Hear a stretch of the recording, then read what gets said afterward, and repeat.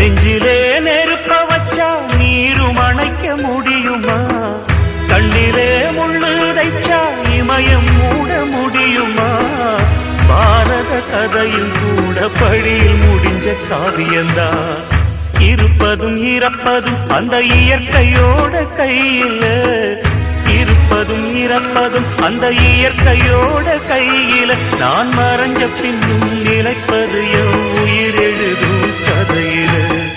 சந்திரனே சூரியனே நட்சத்திர நாயகனே, சந்திரனே சூரியனே நட்சத்திர நாயகனே.